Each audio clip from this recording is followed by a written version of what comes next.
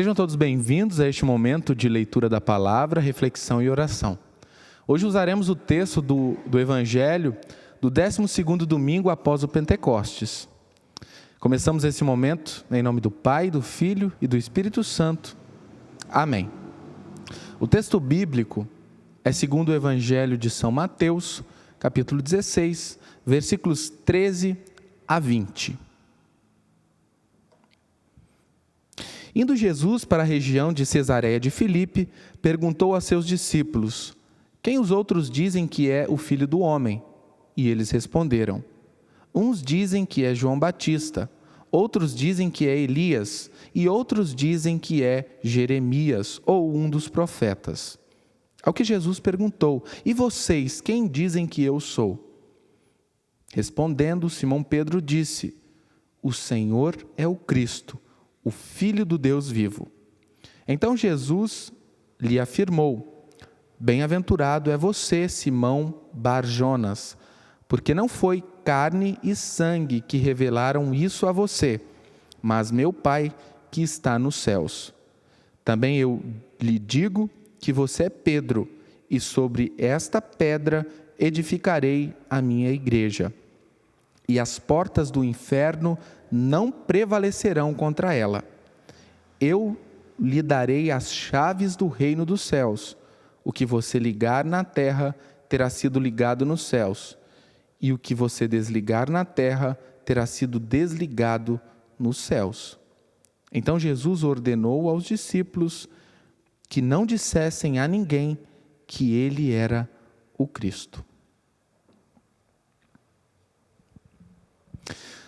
Dia 15 de agosto de 2020, nos Estados Unidos da América, cerca de 50 mil pessoas farão uma peregrinação para comemorar a morte do rei. Vocês possivelmente viram algo a esse respeito nos noticiários ou na internet. Pessoas viajam de longe para um lugar chamado Graceland para lembrar que há 43 anos o rei do rock and roll, Elvis Presley, morreu.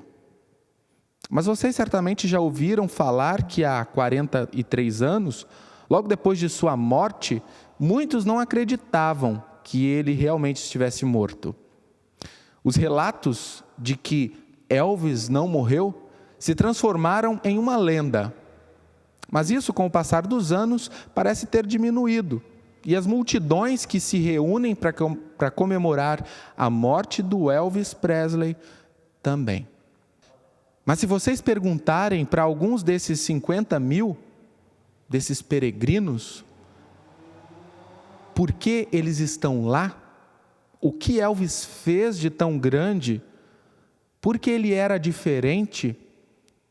O que o separava do resto? Com certeza eles confessarão a sua grandeza. Ele é o rei. Não um entre muitos, mas o único. Não havia ninguém igual a ele antes e não haverá ninguém como ele depois. Bem, hoje nós cristãos também somos questionados, pois para aqueles que estão fora da igreja, o que fazemos não é diferente do que os peregrinos de Graceland fazem. Para eles, temos a mesma devoção e fanatismo, pois há mais de 2000 anos, todos os anos, nos reunimos para comemorar a morte do nosso rei na Sexta-feira Santa. Na verdade, toda semana nos reunimos para comemorar a sua morte, quando tomamos a Santa Comunhão. Pois como Paulo mesmo disse e escreveu: todas as vezes que comerdes este pão e beberdes o cálice, anunciais a morte do Senhor até que venha. E nós também relatamos que o nosso rei não está morto, mas que está vivo. E então, por isso, os que estão fora da igreja nos fazem as mesmas perguntas. Por que vocês estão aqui? O que torna o seu rei Jesus tão grande? O que o separa do resto? Essas são perguntas importantes. E no Evangelho de hoje, Jesus também fez uma pergunta aos discípulos: quem o povo diz que é o Filho do Homem? Ou o que as pessoas que estão do lado de fora da igreja dizem? E vocês? Quem vocês dizem que eu sou? Ou que resposta você dará para essas pessoas? Essas são perguntas importantes. Os discípulos responderam que as pessoas pensam que ele é João Batista, outros que é Elias ou Jeremias ou um dos profetas do Antigo Testamento. As pessoas o consideram um homem santo, igual a todos os grandes homens do Antigo Testamento. E muitas pessoas hoje pensam a mesma coisa a respeito de Jesus, que ele era apenas um homem santo, um profeta, um grande pregador, um professor, um curandeiro, um grande líder, um rabino. E eles estão certos, ou pelo menos no caminho certo, pois todas essas coisas são verdadeiras. Jesus é todas essas coisas. O problema é que essa resposta não está completa. Ele não é só isso, ele é muito mais. Pois em todas essas respostas, nada do que foi dito distingue, separa Jesus de qualquer outra figura religiosa. As mesmas coisas são ditas de Buda, Confúcio, Maomé, Gandhi, Kardec e muitos outros homens que viveram em nosso mundo. Até agora, Jesus é apenas um entre muitos. E permanece a questão: por que você está aqui? O que torna o seu Rei Jesus tão grande? O que o separa do resto? Essas são perguntas importantes que, infelizmente, muitos cristãos, até mesmo luteranos, não sabem responder. Pedro responde: Tu és o Cristo, o Filho do Deus vivo. E com isso, Pedro confessou o que não pode ser dito de mais ninguém. Jesus é o Cristo, aquele designado por Deus para ser o seu intermediário, aquele que uniu novamente o homem e Deus, aquele que nos deu paz com Deus, que Jesus é o Filho de Deus, o único que poderia nos unir a Deus novamente, porque Ele é o único que é Deus e homem, Filho de Deus desde a eternidade e Filho do homem, nascido da Virgem Maria. Cristo e Filho de Deus, é isso que o separa do resto. Ou ele é o único, ou ele não é nada. Outros homens, que são mestres, podem nos ensinar a fazer as pazes com nós mesmos, a fazermos as pazes uns com os outros, ou a nos esforçarmos para sermos melhores. Mas somente Jesus pode nos dar a paz com Deus. Somente Jesus pode nos levar ao Pai. Somente Jesus tem a chave do reino dos céus. E essa chave não pode ser duplicada, embora muitos tentem fazer isso. Todos falham. E eles falham porque superestimam o homem e suas habilidades, ou subestimam Deus e sua santidade, ou ambos.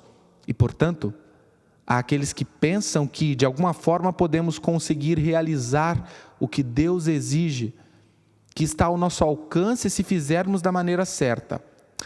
O homem é capaz, já foi até a lua. Podemos nos comunicar instantaneamente com pessoas em todo o mundo. Descobrimos o código genético humano. Se nos esforçarmos, conseguiremos. E há os que subestimam Deus e a sua santidade. Acham que Deus não exige de nós algo que não podemos fazer. Que, portanto, tudo que Ele exige é porque podemos realizar. E vejam, todas as religiões criadas pelo homem são construídas sobre o fato de que podemos fazer, que a nossa salvação está em nossas mãos.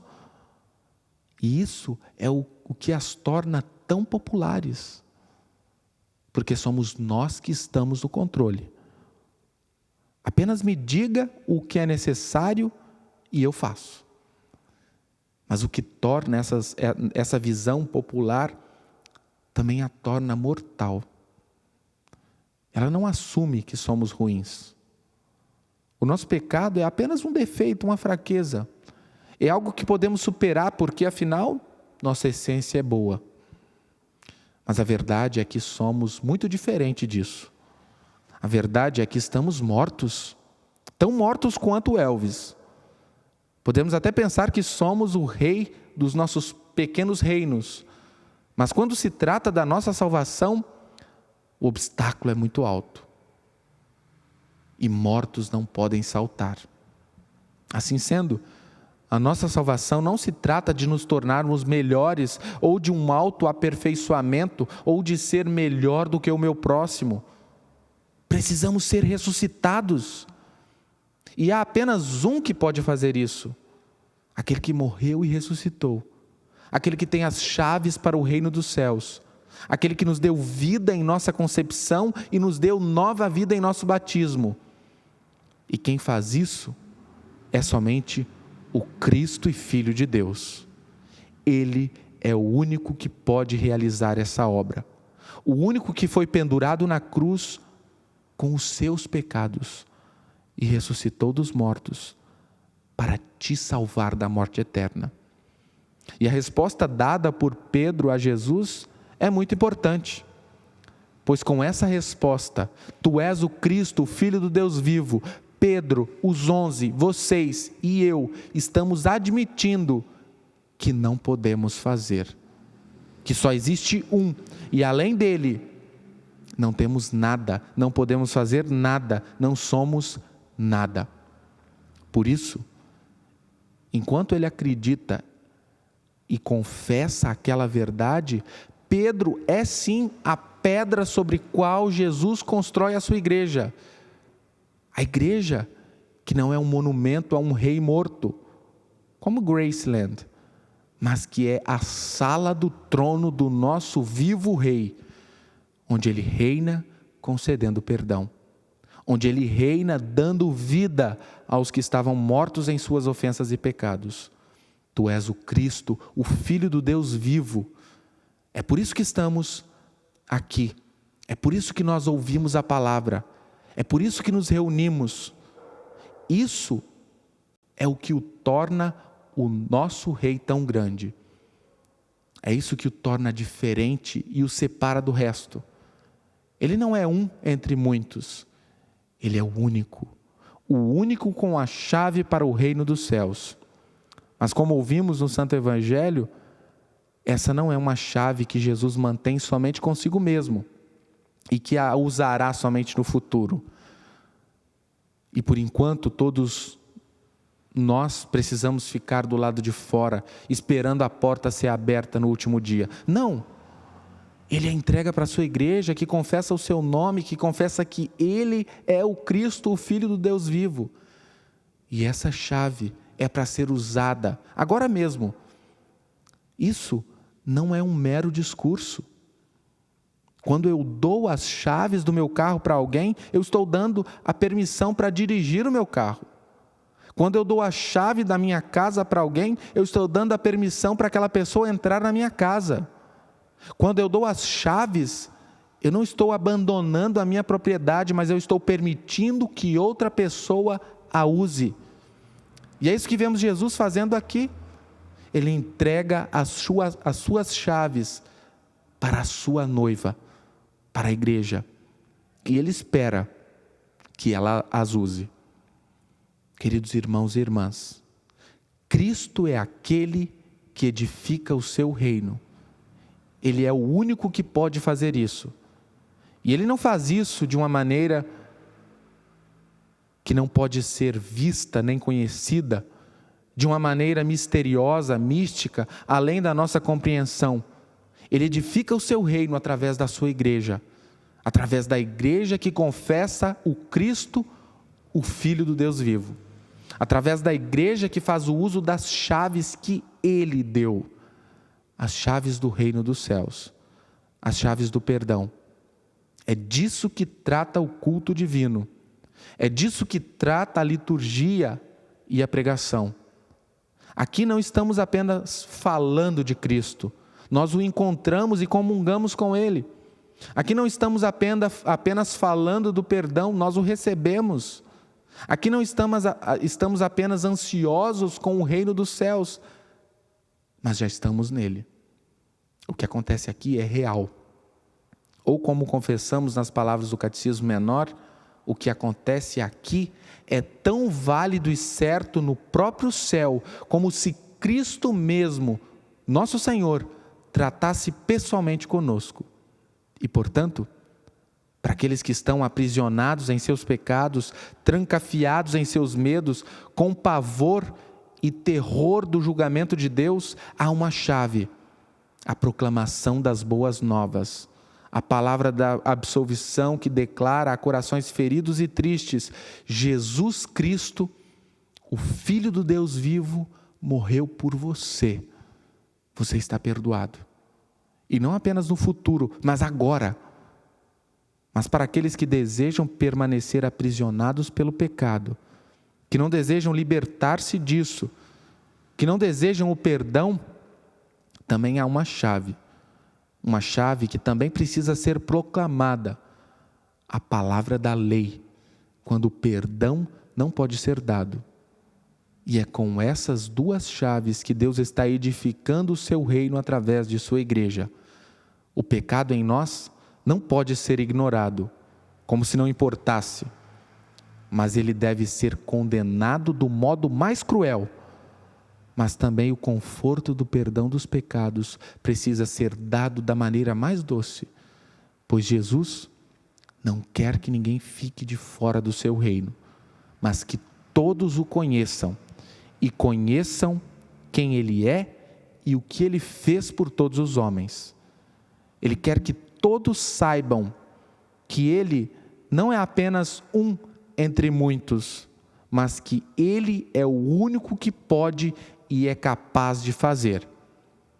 E é por isso que estamos aqui, ouvindo a palavra de Deus.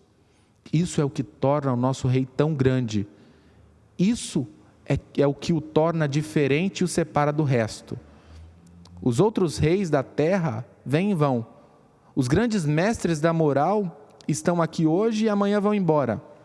Mas existe apenas um que tem as chaves. Só existe um que viveu, morreu e que vive novamente. Somente um te diz: você não pode fazer, mas eu fiz por você, em seu lugar. E é por isso que estamos aqui, ouvindo a sua palavra. É por isso que nos reunimos em seu nome e em sua presença, para receber os seus dons de perdão, vida e salvação. Tu és o Cristo, o Filho do Deus vivo. Essa foi a confissão de Pedro e essa é a nossa confissão. Essa é a confissão que nós fazemos ao mundo. E isso faz toda a diferença. Amém.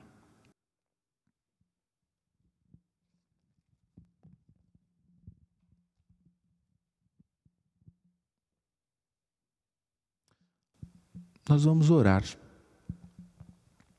Todo-Poderoso Deus, conhecer a Ti é ter a vida eterna. Concede-nos conhecer a Teu Filho Jesus como o caminho, a verdade e a vida, para que possamos confessar com coragem que Ele é o Cristo e fielmente seguir no caminho que leva à vida eterna. Através do mesmo Jesus Cristo, nosso Senhor, que vive e reina contigo e o Espírito Santo, um só Deus, agora e sempre. Amém. Recebe a bênção do Senhor. O Senhor te abençoe e te guarde. O Senhor faça resplandecer o seu rosto sobre ti e tenha misericórdia de ti. O Senhor sobre ti levante o seu rosto e te dê a paz. Amém. Um abraço e fiquem com Deus.